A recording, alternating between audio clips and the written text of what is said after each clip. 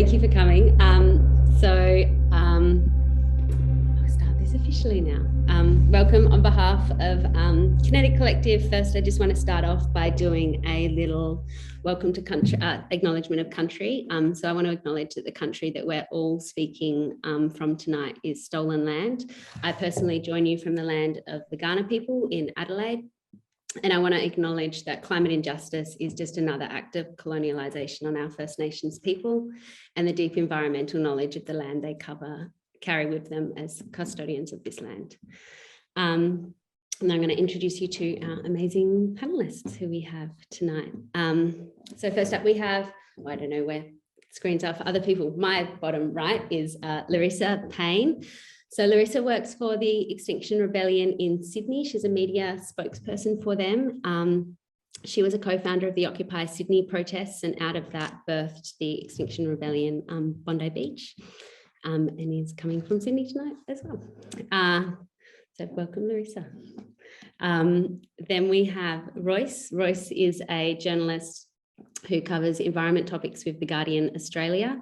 He is author of 4 books, including the best-selling Death of Holden and the critically acclaimed Just Money, which was released in 2020. And then, hello, it's weird not having clapping, but I'm imagining that there's some sort of clapping and acknowledgement happening from our attendees. Bianca at the moment is putting little links for everyone if you want to kind of read deeper or explore deeper into their work in the chat. So Bianca's, who's my co-founder, is going to be monitoring the chat tonight. And last but not least, we have David Finnigan. David is a playwright and games designer who works often intersects with science and environmental spaces. And David is the writer of Kill Climate Deniers, which is the show that Kinetic Collective are working to produce later this year in Adelaide in September. And currently I think you have a show on in Sydney Festival called 44 Sex Acts in 1 week with Belfire. Yeah, so welcome everyone. Such a joy to have you. And we've got some I've got some questions tonight, but I'm really keen for it just to be a chat that kind of goes wherever we decide it goes, and whatever tangents we go down that we decide are useful and interesting. And I really encourage all 3 of you to ask each other questions, and not everything has to be kind of through or guided by me. So I think that is all. And I guess we just jump straight into it. If you guys are all happy to just start talking. Great. Okay, so first up, we're just gonna dive straight in with big questions straight away, and just one that's kind of fairly open to the whole group. I guess in a general way, and all 3 of you are coming from really different spaces, but what are some of the major shifts that you have all seen in the climate conversation over the last few years, and what has changed about the spaces where these conversations are happening? Let's go first. I can speak. Larissa, you think you spoke up, so I feel like you nominated yourself. I did. I dubbed myself in. Thanks, David. Sorry. That's all right. I think as far as major shifts go, and inadequate as they are, I think there've been some major positive shifts, primarily because I think those that are pushing for meaningful action make up a far-reaching ecosystem that speaks to a far-reaching audience. So when, of course, falling bushfire ash into urban backyard wine glasses doesn't go astray either. But the climate movement is an ecosystem with moving mechanics in different sectors, different cultures and subcultures, different classes and public spheres, and necessarily so. So there's not one group or movement that will turn the ship around. We're either all in it together, cross borders, or we face social and planetary collapse. And it's that simple and that urgent. And I think Carl Sagan put it beautifully when he said that carbon molecules know no borders, they have no passports, and that the world is a unity. So no one nation can solve the problem by itself. So in other words, I think every one of us has a vital role to play in our respective containers as far as shifting the climate conversation. So in saying that, 2 of the biggest shifts, because there's been a fair few, but 2 that the ones that stand out to me the most in the space that I'm in anyway, that I've seen in the past couple of years that fill my heart and with lots of hope makes it sing, although shifting much more that they must. Those whose voices are being centred, and the wider acknowledgement that the toxic system or capitalism is the cause and sustainer of the climate crisis. So in 2022, I'd like to think that it's a more widely understood foundation of the context, but to reiterate, First Nations people on this continent have been in the fight against extinction since invasion, as have Indigenous people struggling against colonial systems across the world. Indigenous people are the original extinction rebels, and it's their fight that non-Indigenous people have joined. We simply can't acknowledge any shift in the climate conversation on stolen lands without acknowledging the heavy lifting, the constant education of others, the expertise, the bravery, the leadership, and the ongoing struggle against systemic oppression for Indigenous peoples. One of the most recent examples, which is probably the most obvious one, would be the Black Lives Matter uprising, which intersects here with the Stop Black Deaths in Custody movement. It created a profound shift in the climate conversation, especially in white-dominated conservation circles. So because of the leadership in Black communities, non-Aboriginal people have been more exposed in more depth to the realities by Aboriginal people, where we've been challenged to interrogate our own internal racism, our internal coloniser, and how we as settlers have benefited from the same system responsible for causing the climate and ecological emergency. Well, this is an internal conversation that should be lifelong and will be lifelong. There'll be a need for continued reflection. There is finally a shift in that understanding that there is no climate justice without First Nations justice. I think, was it 2019? I can't ask anyone else here. I think it was 2019, the United Nations released a report that outlined how Indigenous people have contributed the least to climate change, but will be affected first and worst. And while they make up 5% of the world's population, they protect 80% of the world's biodiversity. So quite literally, Indigenous sovereignty could save the planet. So this shift in conversation was critical because the environmental movement is historically and still is predominantly and problematically white and middle class. So white saviorism or white voices acting in ways that centered what we thought we knew has hindered, not helped progress action. So one example is in parts of the global south, kicking traditional owners off traditional lands and punishing them or even shooting them in the name of conservation. And that's another conversation, but if you want to interrogate that, I'd recommend looking at Survival International. So the biggest shift I've noticed is where finally these marginalised voices are being centred and leading the climate conversation, like Celia Chakriyaba and other Indigenous people who attended COP, even though they're yet to fulfil their rightful place at the decision-making podium. And the other major shift, and I'll try and be tight, is acknowledgement, regardless of political leaning, that exploitative and extractivist systems, colonialism, imperialism, capitalism, caused and exacerbate the climate crisis. So scientists in Extinction Rebellion in Spain recently leaked documents from the IPCC report draft, and that states explicitly that human civilization can't survive the capitalist model, that which requires infinite growth on a finite planet. So this isn't coming from, you know, anarchist or socialist ideologues, this is coming from scientists. Obviously, we had Greta Thunberg in her famous "How dare you" speech when she accused world leaders of spreading fairy tales of infinite economic growth. So, you know, centering of marginalised voices where we learn to live symbiotically with ecosystems that sustain life, as Indigenous people have done for centuries, and the conversation around dismantling and imagining more equitable, sustainable systems. These things are inseparable. Mm-hmm. So beautifully, we still have a way to go, but I think these are the most profound shifts that I've noticed that fill me with hope, even though they need to snowball at pace. Mm-hmm. Huge, thank you. Amazing response. David, would you like to volunteer please. you? No, but okay, all right. That's fair.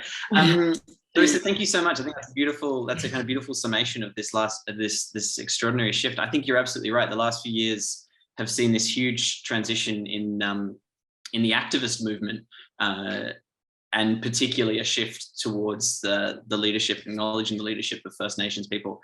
I think it's really extraordinary that it's happened now, and it's happened quite suddenly. I think, if I'm not mistaken, it's been about 40 months since Greta Thunberg sat down in front of the Swedish Parliament. It's been about maybe 35 months since XR formed or began the kind of big summer of protest in London. Within that span of time, we've had XR with the Sunrise Movement, obviously existed before, but it's escalated the school strikes for climate. And that has pushed the Overton window, has pushed the conversation hugely. In that span of time, as activism has kind of like driven this huge change, I think the possibility in the political sphere has transformed what's being discussed by governments. Just even in the last 3 years, the possibility, the kind of conversations being had are vastly different. The conversations being had in business, the things that scientists are discussing, there's lots to say about that, but the kinds of solutions that are on the table, things that 5 years ago would have been considered, absolutely, we don't even dare to speak about this, are now being very seriously discussed. There's an extraordinary opinion piece in Nature from, I think, just last year, with a writer talking about placing seawalls within Antarctica and Greenland, building seawalls to prevent glaciers from sliding into the ocean. There's sorts of vast, like large-scale building projects to kind of geoengineer large parts of the climate that a few years ago completely verboten within scientific circles, and the things that are being considered now are frightening. And then obviously the denial movement has shifted in the last 3 years. Like, we're in a new phase of denial. We've gone from this sort of hard denial to a world of greenwashing that we're going to be, and delay, kind of this predatory delay model. We're not denying the existence of climate anymore. We're now just denying that we need to take action, or minimizing and slowing down action. And that's the next phase we're going to be with and dealing with for probably the next decade or two.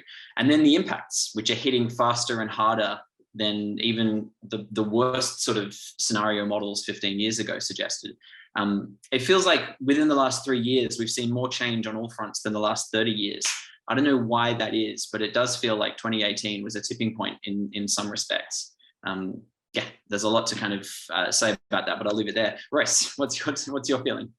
Well, I mean, you stole some of my talking points, so but it's a kind of echo. So I guess it's hard for me. I should caveat this by saying as well that in terms of doing consistent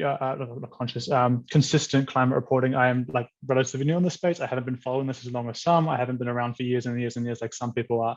But I think it's important to contextualize what has been said, because what we have is, we've seen, as has been said, we have a huge change in activist circles. We've seen a huge change in kind of the conversations that are taking place around us and what's kind of getting floated in the public discourse. But I think we need to take a step back and just recognize that, the key thing from like 30 years ago was that quite literally when it came to climate change, it was a distant problem.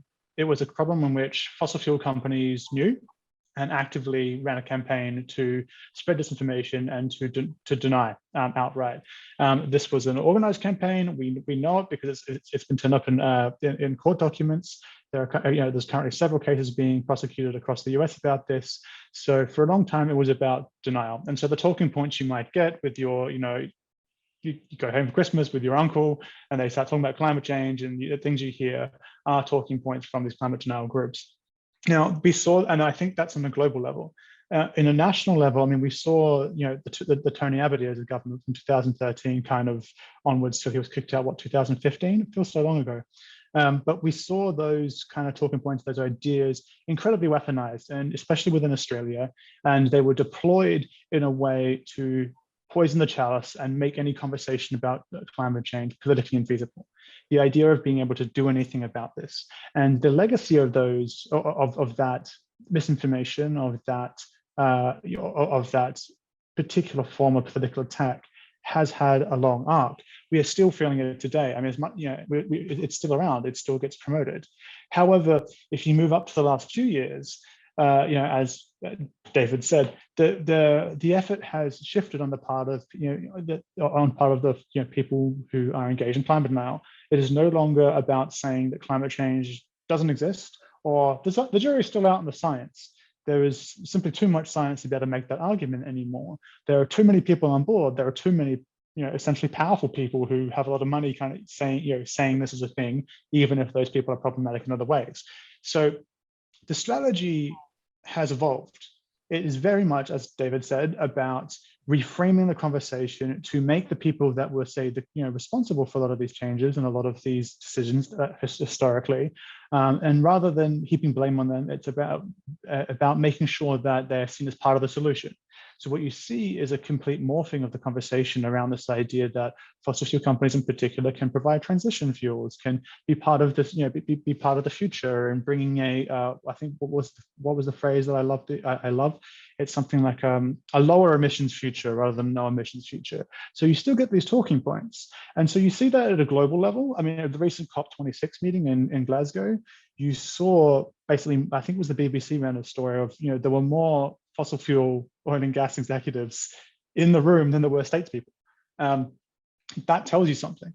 It also tells you something where at a national level, I think that as much as things changed, as much as it's become unfeasible now for people to deny climate change, there is still a sense, and I don't mean to be a kind of killjoy because the statements we had so far are actually quite positive and quite hopeful, which is really nice. But I think that across the board, there is still the sense that climate change is a distant but kind of annoying problem that we probably should start thinking about now, but it's still kind of a pain. So let's kind of delay this as much as we can, because I probably won't be in politics again in the next 10, 15 years. So I still think there is a certain level of resistance. I still think there's a certain level of friction and inertia in terms of how we as a society talk about this. But I think that the real thing that kind of punched through was the 2020 Black Christmas bushfires. I think that was so extreme. It was so relentless. It was everywhere. There was, people from all walks of life were affected, people who lost their holiday homes down to people who had nothing, who, lost everything. I think that really put climate change at the front of people's minds. However, and this is the catch, is that the pandemic has kind of slowed that a little bit, because, and I've seen the modeling that fossil fuel companies kind of use to talk about this stuff. When they polled people, they found that people really cared about climate change after the Black Summer bushfires, and then the pandemic happened, and suddenly they were really worried about losing their jobs. And so there was a real focus, and there was a real understanding that, right, well, if we can kind of slip in there between those two positions, well, we can then, feed that conversation a little bit more. So as much as I agree that things have changed radically over the last few years, and I feel like in some ways they haven't changed at all. And so this is a thing I'd be curious to hear Larissa's take on, because I think we always see those polls that say 70% of Australians think climate change is a serious problem. 70% of Australians want to see more climate action. And then you dig deeper into those polls, and it's always like, but it's the like fifth priority of when it comes to like who they vote for and what they spend money on. Like climate change sits somewhere as a very low priority. It's a low salience issue for people. And I guess I'm curious as to, Larissa, your feeling. How do you how does XR go about bringing that issue up in priority for people? It's extremely difficult. And I think the pandemic has quelled activism, not just climate activism, but all sorts of activism. Obviously, people have got things that are more pressing in their lives right now than something that they are led to believe might be, 10, 15, 50 years down the track, which is obviously not the case with the science. But the thing that, one of the things that I found anyway, that's one of the most challenging is this, and I guess it kind of goes back to what Royce was saying about these discourses of delay. It's what Professor Michael Mann calls the new denial, which is, the pushing of individual lifestyle choices. And I mean, they're all great, use your keep cup, use your, your stainless steel straw or whatever, but ultimately they're not going to save the planet. If there's 70, what is it? I think, I've forgotten, excuse my language, I forgot what the number is, but I think it's 100 corporations that are responsible for 71% of carbon emissions. It's not our neighbour who can't get the recycling bin right. So, I mean, you've even seen the messaging of the Liberal government right now in the lead up to the election. They're talking about recycling, for God's sake. Mm-hmm. The planet's on fire, our kids are going to cook, something needs to be done more urgently. But the other problem, and I don't know how much of a swear word this is in this company. I'm sure it's a fine thing, but it shows climate deniers. But the Murdoch press clearly is a massive problem for us. So, and the low information public that it builds. So even though they've moved from this blatant climate denial to this discourse of climate delay and the focus of individual lifestyle choices, this is where we find the most resistance. So, for example, you know, when Extinction Rebels targeted Woodside in Perth, they used washable spray chalk, which is, you know, no different to hopscotch, and their homes were raided by police. They face exorbitant fines and punitive bail conditions. Woodside sponsor Surf Lifesaving WA, Perth Festival, Fringe World. You know, these are wholesome family creative spaces. So when we've got these, you know, companies greenwashing and kind of building this social license, in concert with the you know, this discourse of delay and individual lifestyle choice type new way of that the Murdoch media is going, it makes our life really hard when we go up and say, well, you know, hello Woodside, you suck for going ahead with the Scarborough Gas Project, which is, you know, the most polluting project in Australian history, and, you know, stands to destroy the earliest depiction of the human face. That can be a challenge for us, you know. So if we've got this narrative that's going on in the Murdoch press and the greenwashing of the fossil fuel companies, you know, working together in concert, it makes it really hard to kind of bring people to action. And of course, when the focus, you know, is getting food on the table, or, you know, if they're working in fossil industries, you know, they're not being steered towards this just transition to a sustainable industry. It makes our singing and dancing a little bit tricky. I think you're right. Those are definitely the sort of systemic kind of big picture, you know, they're the corporate villains, and the Murdoch press, you know, and Woodside, and the kind of lobbying power that those organizations have deployed is absolutely the kind of the prime, one of the prime mover in this problem. But it also is a funny thing that it does seem that climate denial and the kind of like the identification of parts of the population with fossil fuels and fossil fuel industries, that didn't come out of nowhere. And that, you know, if it was a pure kind of like astroturfing effort, one of the things that I found really strange and kind of, yeah, one of the oddest experiences of this decade was sort of beginning the decade assuming, as I had kind of for years, that climate denial was astroturfed top down, and it was this sort of companies creating this false groundswell of support to justify their actions, and finding that there's a real and strong passion within like a lot of people for fossil fuels. And the psychology of that I find fascinating, and I still don't think I have a kind of grasp of it, but I think there's certainly for a particular strata of Australians, the idea of mining, the idea of the kind of gas and coal and all of these sorts of industries, it's not just that they're being sold something and they believe it because they're stupid. There's something quite profoundly, like there's a real connection for a particular kind of person with that sector.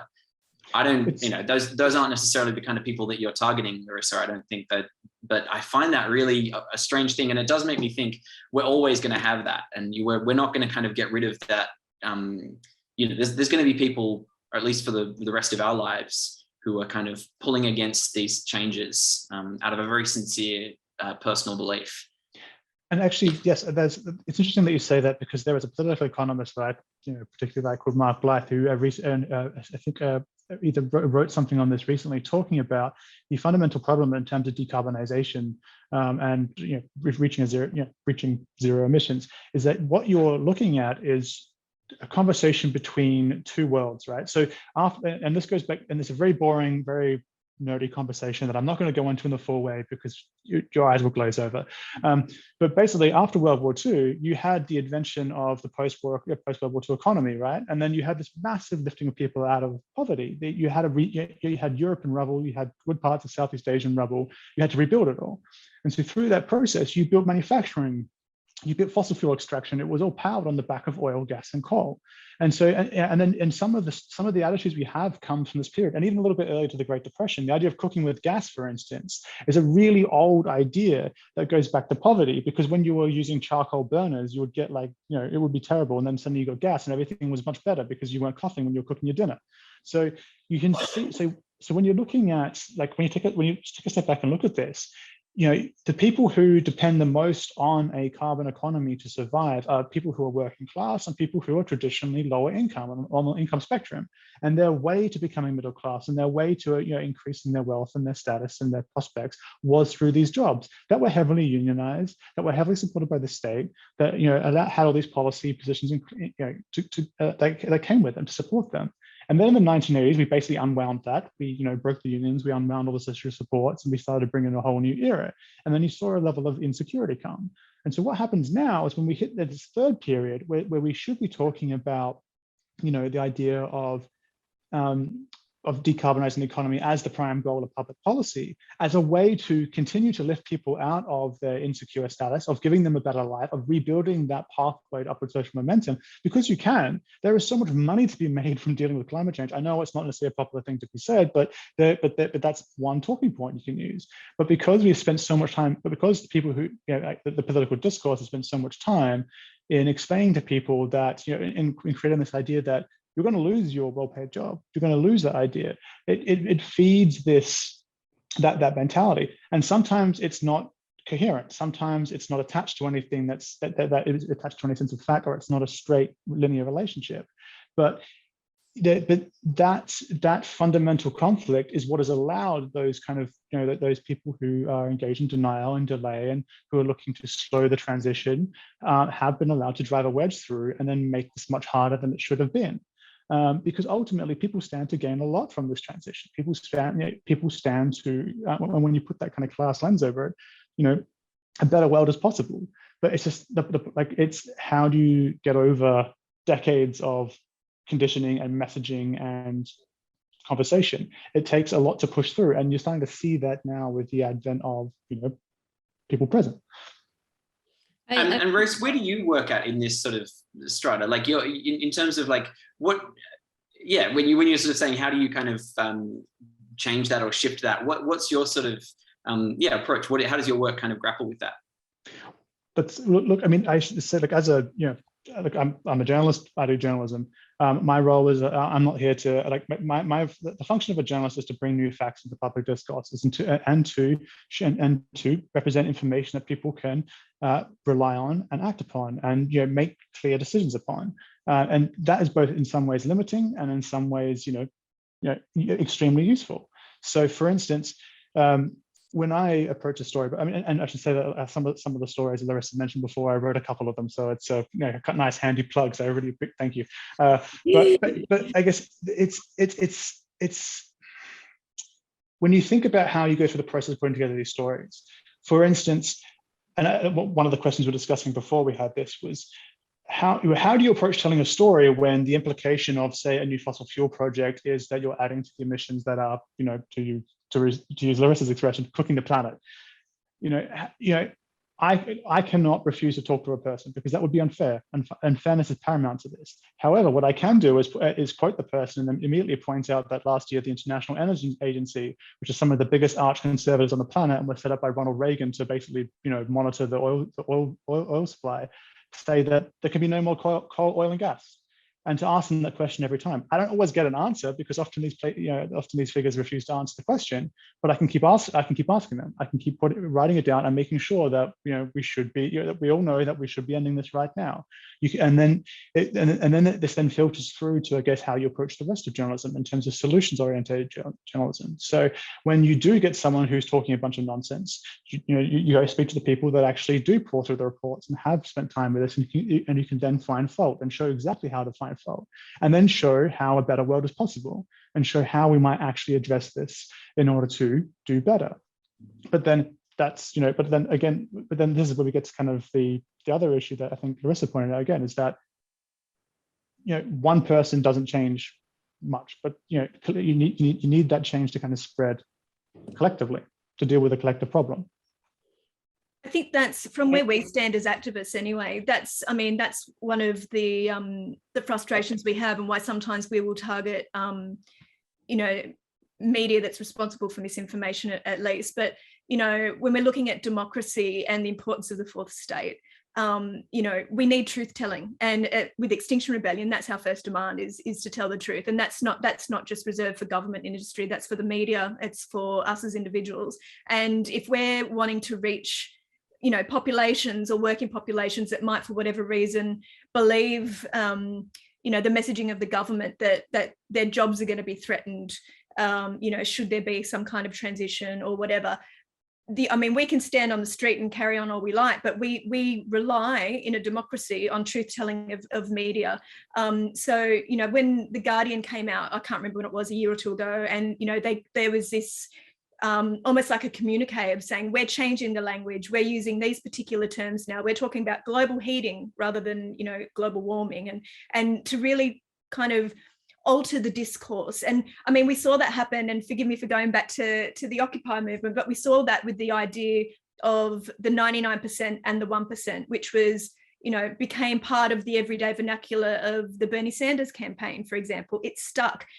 So I think there's power, obviously not just in truth telling, but in commanding the narrative. And someone like Royce, or people that are in the media that are committed to truth telling and holding power to account, which is essentially what we would see the role of journalism in democracy.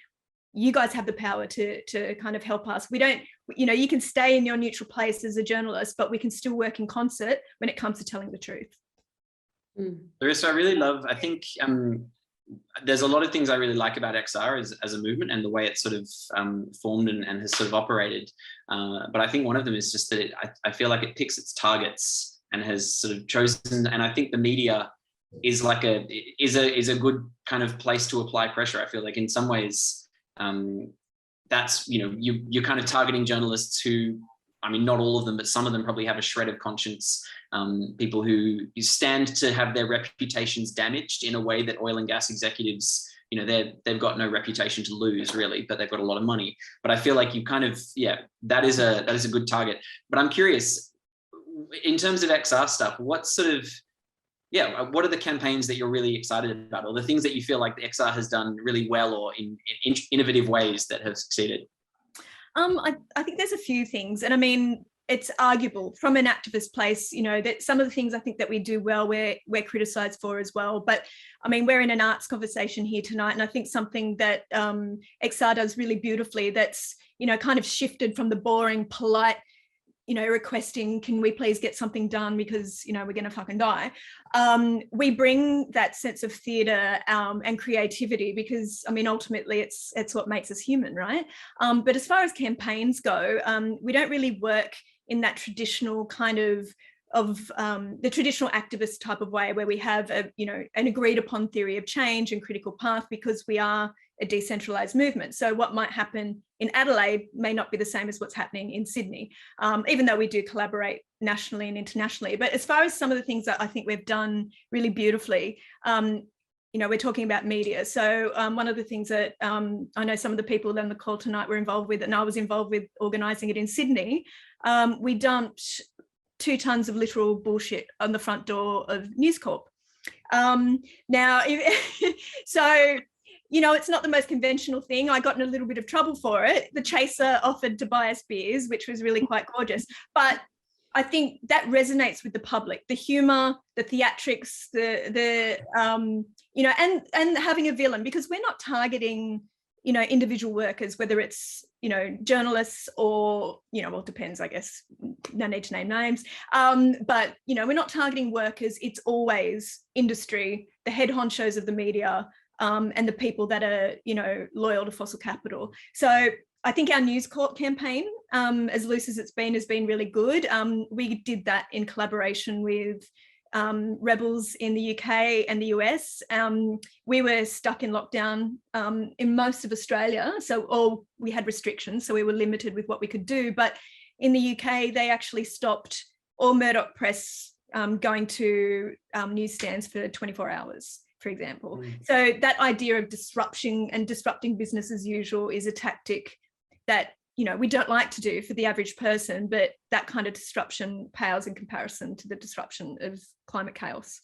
So, and one other thing actually, more recently that you might be familiar with, we've got close allies in a movement called Blockade Australia, many of whom are also Extinction Rebels. And they recently shut down rail infrastructure to the world's biggest coal port up in Newcastle. And that, got quite a lot of momentum in the international media, but also on social media here. So I think, there's something to say about commanding our own narrative using other spaces, so social media like Twitter or whatever. But yeah, I think the Blockade Australia stuff has been really beautiful recently, and our News Corp stuff has been quite good too.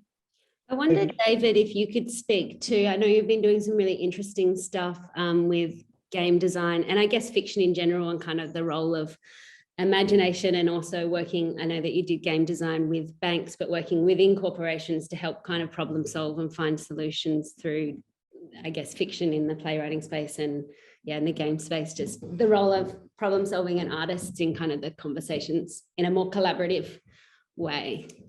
Sure. Yeah, so I mean, many years ago, so I've been doing sort of climate theatre for about 15, 20 years. And to begin with, had this notion back in the 2000s, we really kind of had this idea that like, okay, maybe art, we've got science here.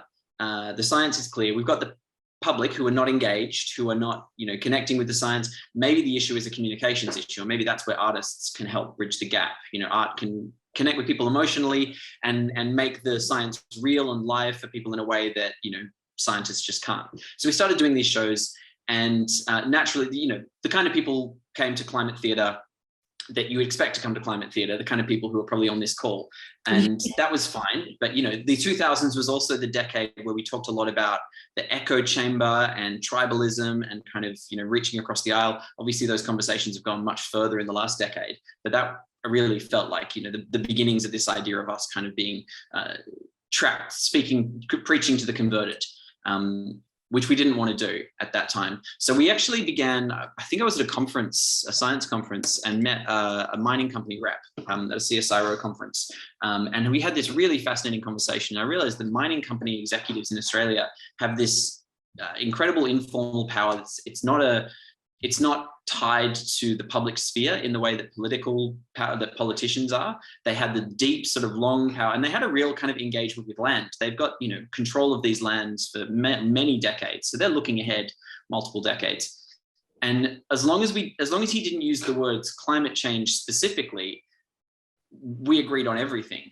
And so we had this idea that, okay, well, maybe we can actually bring our work to these people. We can actually go to within corporations and have these conversations. We can make work about climate change, about sustainability, about ecology, that is intended for oil and gas companies and so on.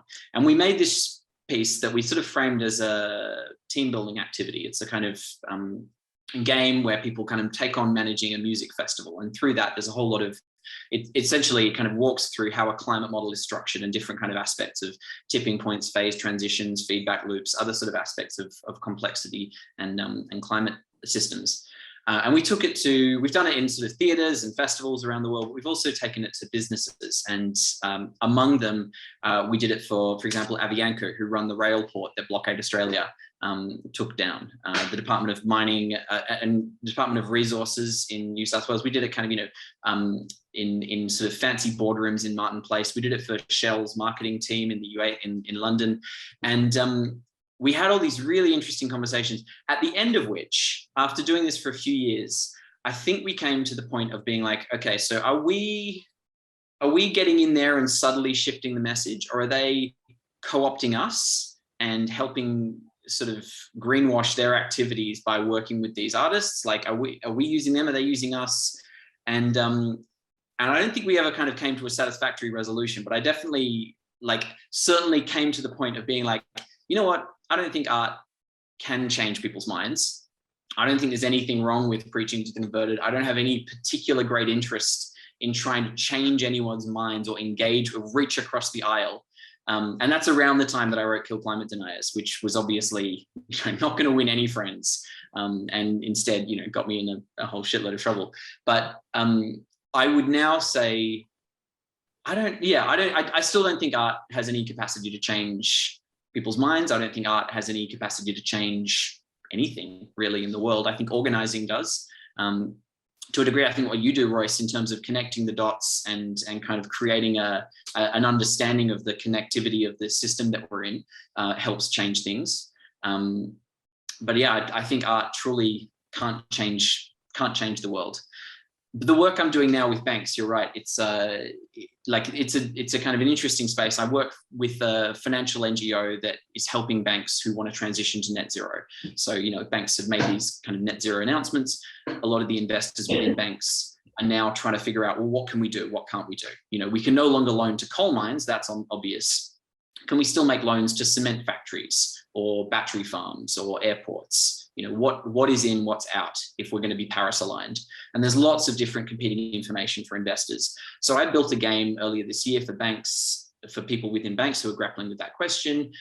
These are conversations that were happening up to and around COP. And these are really interesting. It's a really interesting space to be in because a lot of the big transitional stuff is happening there, kind of very much outside the radar, off the radar. And some of these people within banks were telling me that they actually have collaborators. They're working within a bank, a big bank, something like HSBC in the UK, where they're trying to drive change within the organization, and they have contacts within XR in the UK or Greenpeace in the UK or kind of the lobbying groups like Share Action. And when they sense that the bank is on the verge of making a big decision, that's when they'll kind of leak meeting minutes to XR or to Greenpeace and say, this is the week. If you're going to show up outside our offices, like this is the week to do it, and put pressure on the executives, which I found really fascinating. Yeah, so being part of those conversations, I'm super fascinated by it, but I don't think that the art that I'm making there is sort of, you know, driving change in any way. May I politely and lovingly disagree in a way that I think, and this is a compliment to you, David, I think you're underselling the importance of what you do, perhaps. I think, you know, I'm not saying art is necessarily going to be what changes the world, but I think it's kind of the lungs of change, or a vehicle that we can use to get there.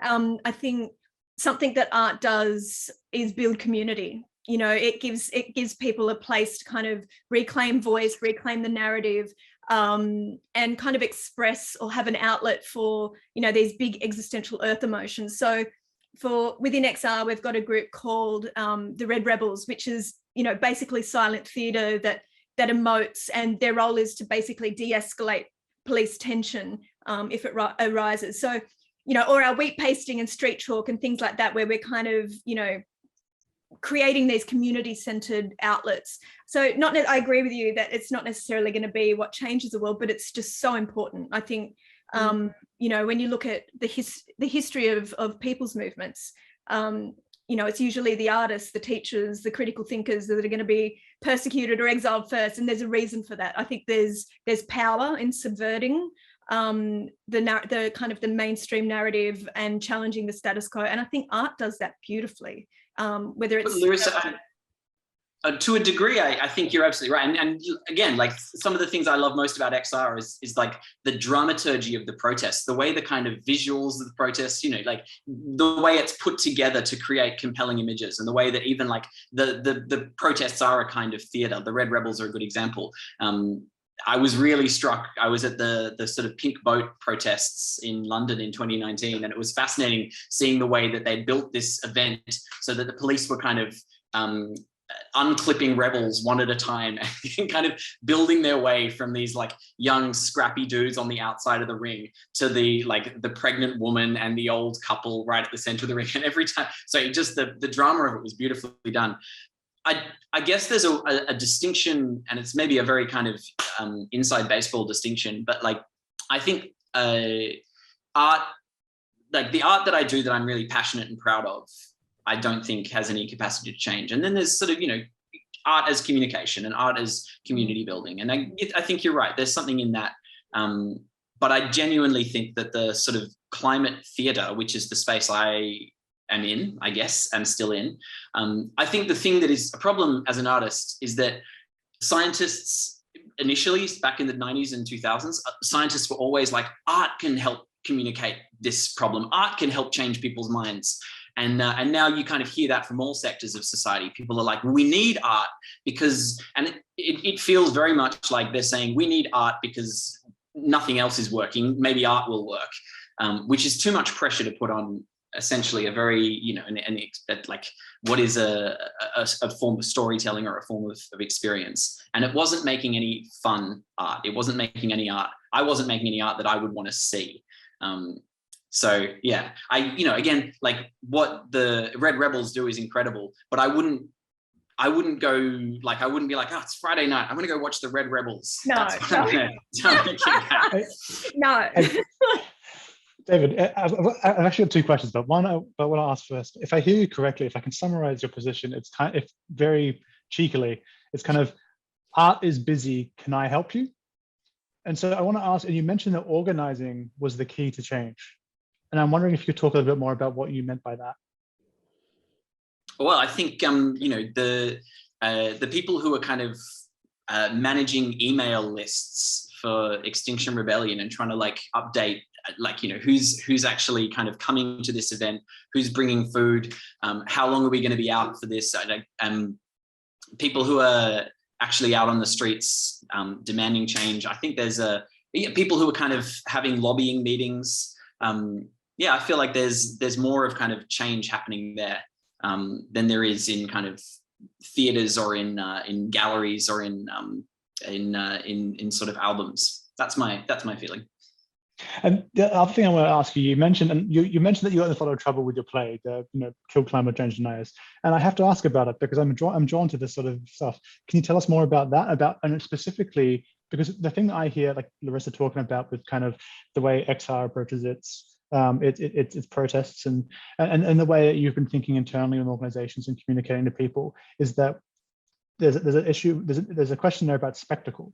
And it sounds to me like you kind of flirted with that for a bit and it didn't quite go the way you planned. Yeah, so, well, Kill Climate Deniers was heaps of fun. It is heaps of fun. I don't think it does anything. I'm not sure what it does politically, but I don't think much. But yeah, so what happened, I wrote this play, which is about a group of eco-activists who take over Parliament House by force. They break in during a Fleetwood Mac concert one evening in Parliament House. They take 1,700 people hostage and they demand an instant end to climate change within the next 24 hours or they're going to kill everyone. And the Environment Minister of kind of effectively Liberal government, the Environment Minister breaks free and goes on a sort of a killing spree through Parliament House, taking out these rebels, and kind of ends up in a sort of battle to the death on top of the Parliament House flagpole.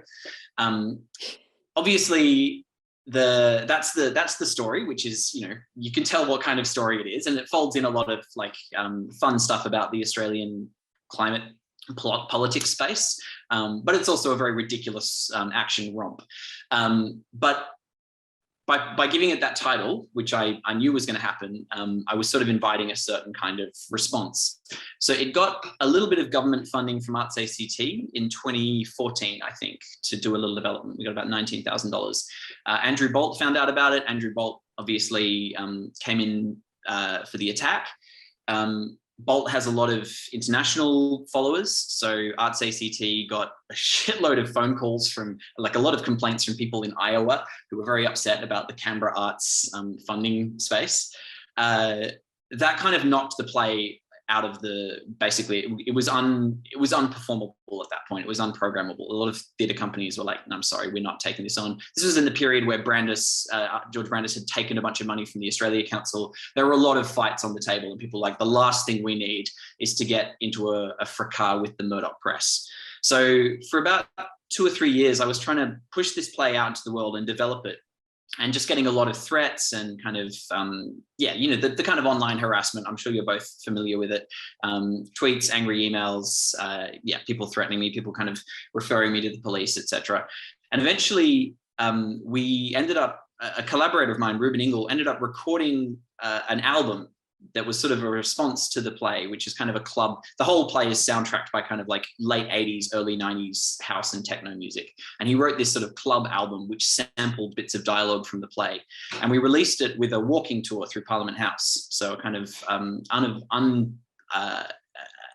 not exactly illegal, but, certainly with no permission. You kind of put your headphones on and it kind of walked you through Parliament House and you got to hear the audio of this hostage takeover of the building. And that generated a lot of response, and kind of ended up, and that's when it kind of ended up.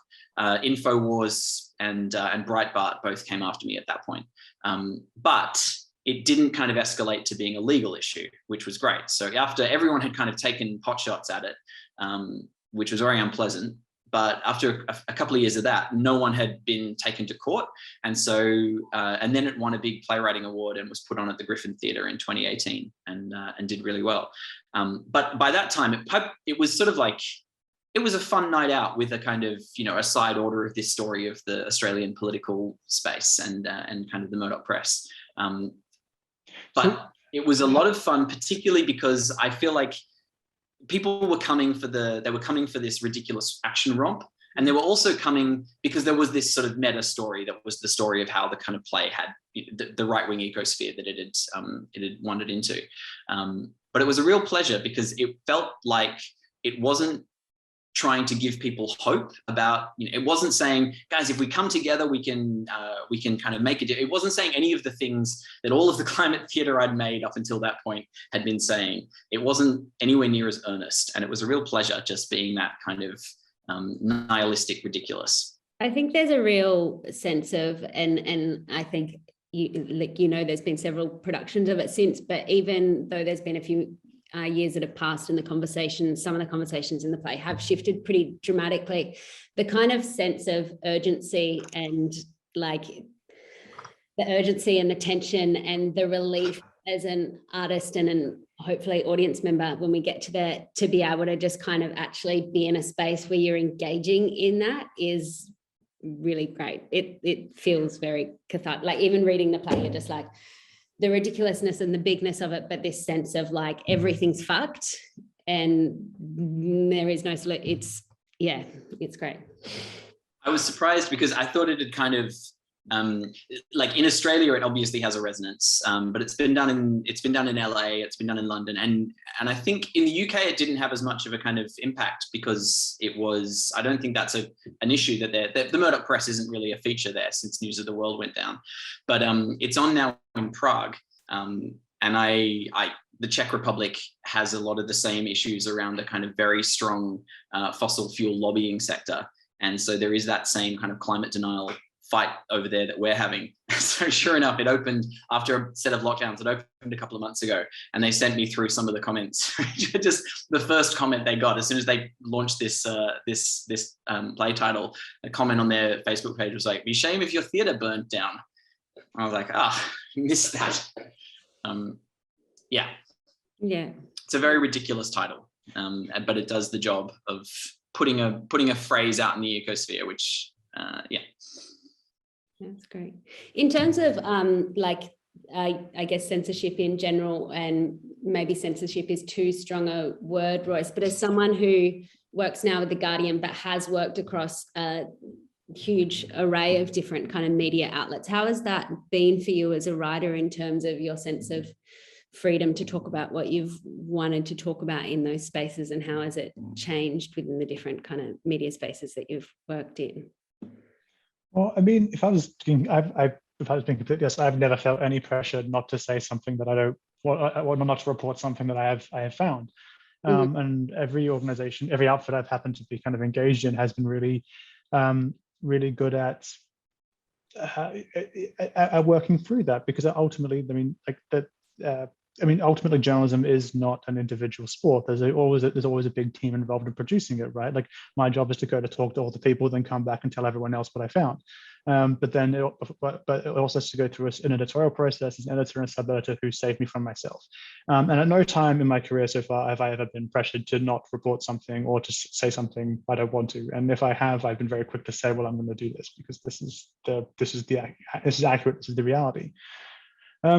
I think if you're asking specifically about instances of censorship and where I've seen that, I don't see that in the media. Where I see that is out in the world when I interact with other people, when I call up someone for comment. I think you see it when you talk to people who are reluctant to speak or to speak to a reporter because they're afraid for their job security. They're afraid that if they say something about a particular issue, they might lose their grant funding.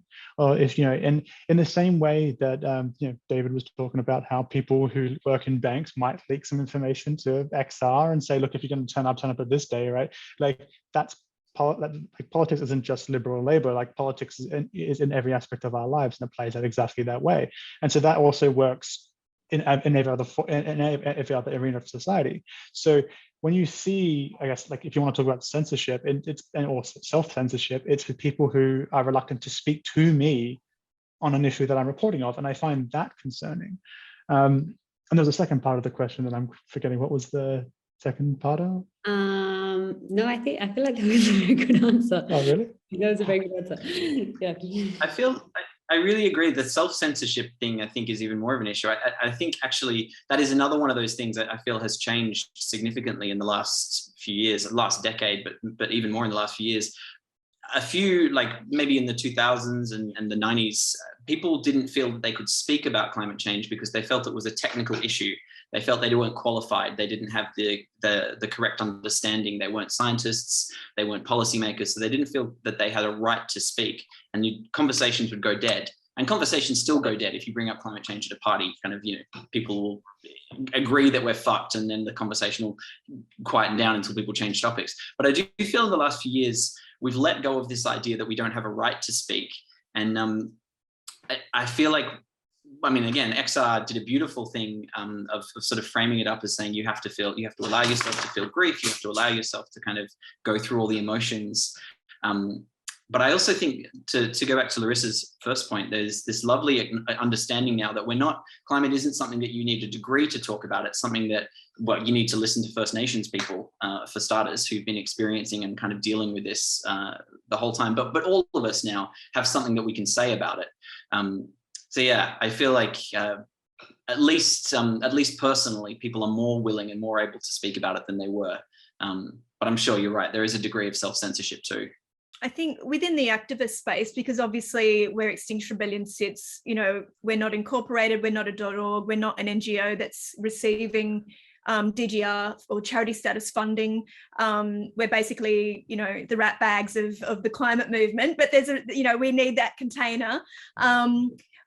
When it comes to self-censorship, that's something that we struggle with, not so much within Extinction Rebellion, but those who would otherwise be our natural allies. So the government has basically, and it's getting worked over the coals even more at the moment, where NGOs, and no need to mention them, we sometimes feel like we're the partner that they can't acknowledge in public. So we'll communicate, we'll use their warehouses, they'll train people in non-violent direct action and things like that. But if they were to come out and criticize government to the extent that we do, they'll lose their charity status. So, they're kind of caught between a rock and a hard place. They need this funding to do some really vital research and the work that they do, and to feed us that information so we can go and do the naughty things. But they can't be as effective as they could be, say, in other countries. So that's, when we're talking about self-censorship, that even affects us within activism, but more in, I guess, the professionalized activist space, so with NGOs. I feel like that's certainly true of someone like the ABC. Clara, I don't know if you want to speak about this, but I think that they're one of those ones caught between a rock and a hard place. Yeah, I think I probably will. Yeah, we'll probably not speak about. But yeah, I think it's a tricky. I think it's a really tricky position. And actually, Royce, I think I'd love to hear about your kind of definition of the word bias and what that means, and how people's, I guess the fear of people, coming across as too far on one side of the fence and the danger of that. And if you could expand on that quickly. Oh, and I could write you a whole PhD on this. But look, I think before I dive into the bias stuff, I think the ABC, it's important to understand a few things. As the state broadcaster, it's written into law that they have to be fair and balanced. And I think that, and that comes with a really interesting territory. It means that you can rely on their news production, because they are not reliant on advertising to be able to exist. They can produce stuff that is quite accurate and just straight down the line, and that's a good thing. I think the problem is that you're seeing a broader, I mean, as we all know, this is not controversial, not a new observation. The ABC has been the subject of a culture war for a significant period of time now, and not just on climate change, but on several other issues as well.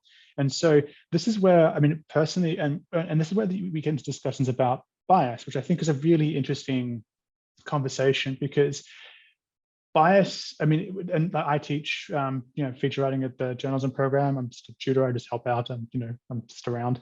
But one of the things you learn when you do these sorts of journalism programs is that bias is in every aspect of journalism, right? Like when you get assigned a story, you choose who you talk to, you choose what questions you ask them, you choose which, you only have X amount of space, either time in a TV broadcast or a space on a website, and you have to choose what quotes go into there. So you've got to choose the ones that are both accurate and also catch people's attention. You've got to be able to summarize it correctly, and all those things have carry choices along the way. So so inherently there's going to be biases. But the reason why we have the rules of journalism is so that you can ensure that you don't screw up, because humans make mistakes. We all kind of screw up. We kind of don't do the right thing sometimes.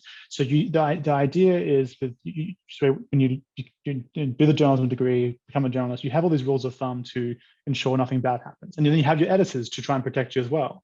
Now, where this gets complicated is in how people use the word bias out in the world, right? Bias, I think, you have to, whether a person is a bad faith actor or a good faith actor, I think on the whole, people use bias to say something they don't actually mean. And I think that the word bias tends to get, the function of the word bias is to be used as a cudgel to say, I don't like that thing. When people try to claim something as biased, what they mean to say is it's unfair. It's unfair that this didn't give X amount, that this didn't give enough time to this particular position. This didn't talk to this particular person who happens to be an expert. It's unfair that that this was badly represented. That's what people are trying to articulate.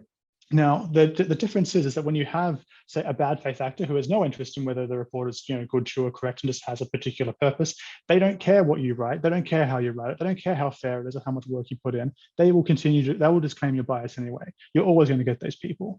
And this is why it's hard for organizations like the ABC, because they're under multiple pressures on multiple fronts. If you're organizing in the private space, private companies, whether it's Murdoch through to the Guardian, I mean, they don't have the same legislative requirements. They just have the internal, how the company sees itself and what the company wants to be known for, and they expect people to live up to those kind of to the best practices of journalism. And so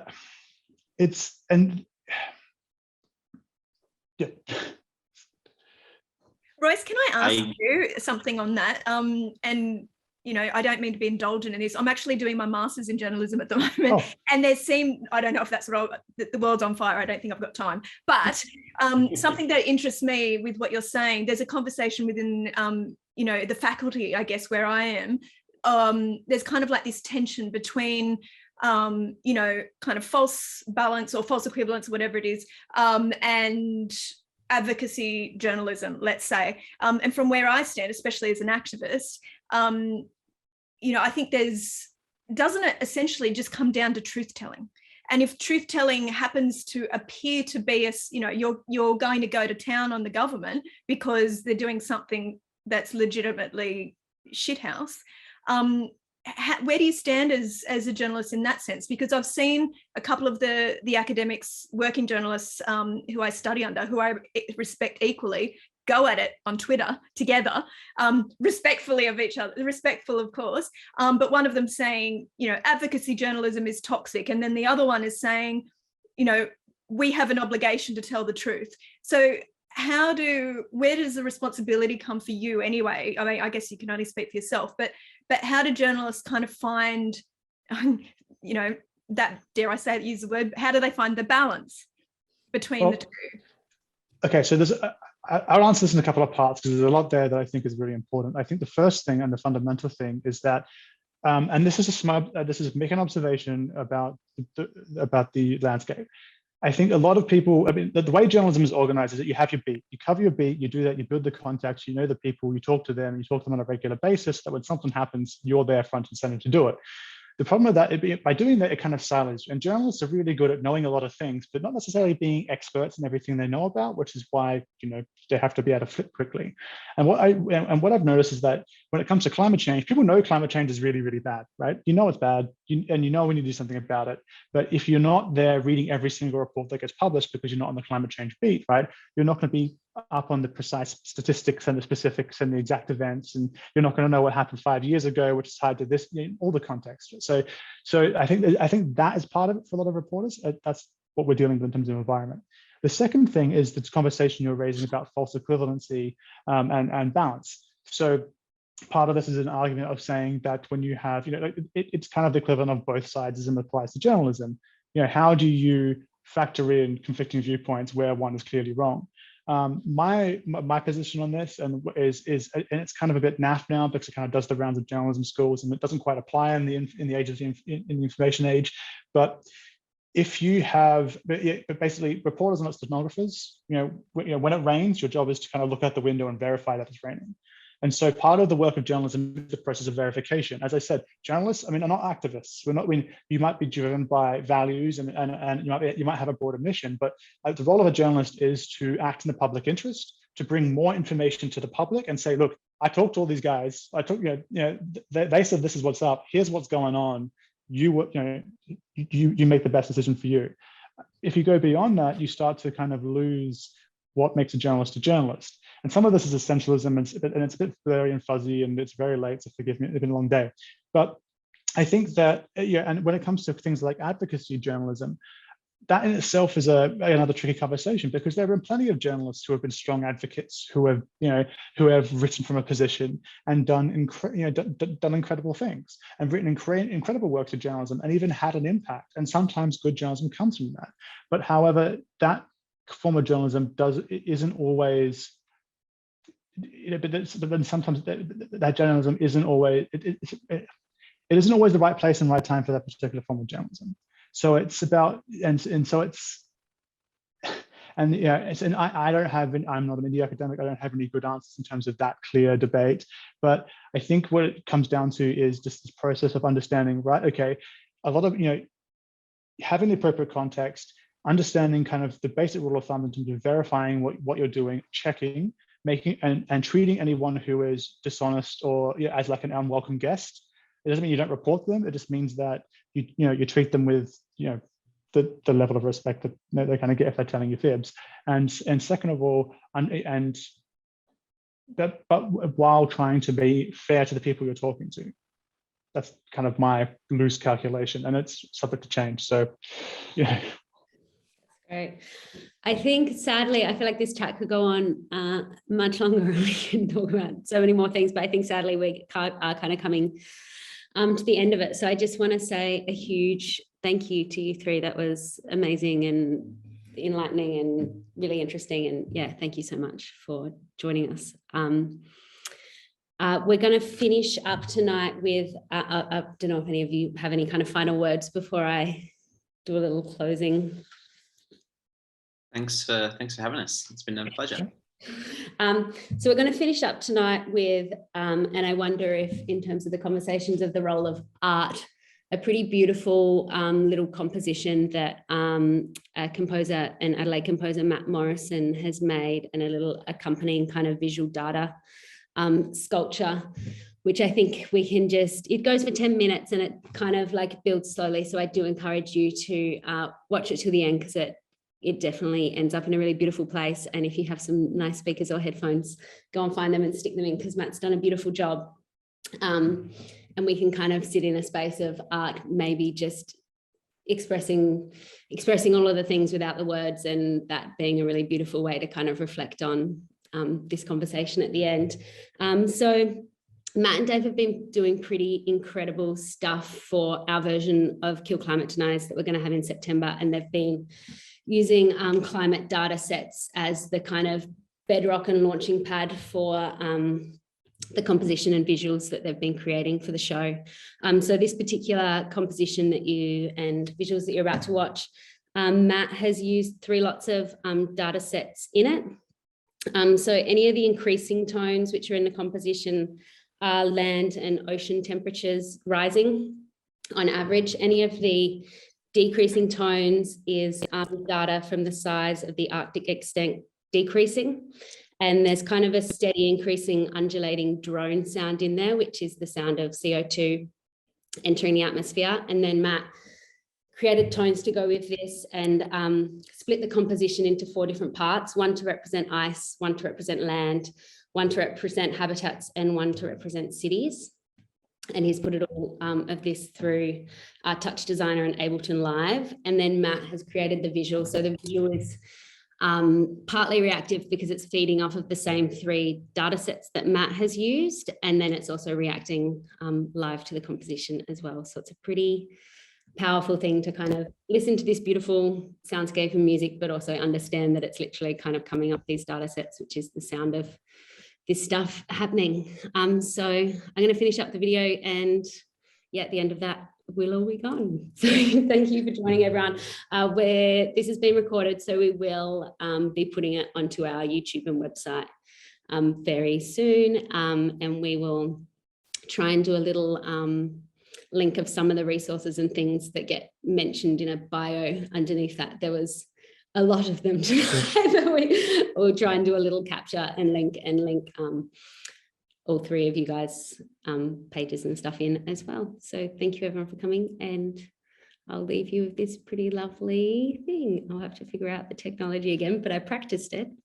So in theory,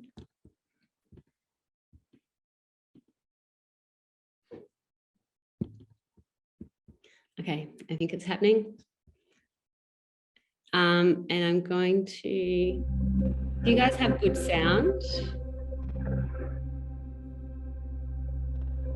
I'm playing it through, so you should. So I'm just going to turn off my video and sound and say goodbye.